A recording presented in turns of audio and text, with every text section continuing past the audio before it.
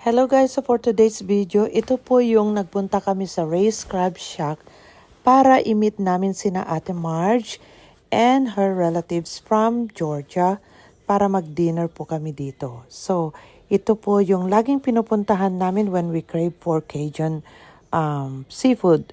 So, ito po yung habang nag-aantay kami na maupo para sa dinner namin. So, yan, may mga lobster po sila and seafoods.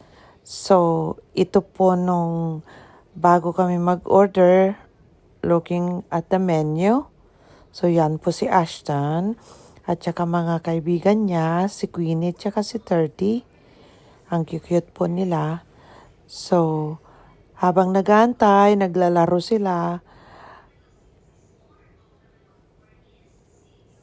nagkakatuwaan at nang mayroon na yung pagkain. So yan po ang in-order ni Ashton, garlic noodles, which is masarap po talaga yan, malasa po siya. Ako naman, nag-order lang ako ng shrimp, which we usually do, at saka corn. Masarap talaga ang sauce nila dito. Mas gusto po namin dito kaysa sa boiling crab. So, yan po. Yan, enjoy lang kami habang kumakain.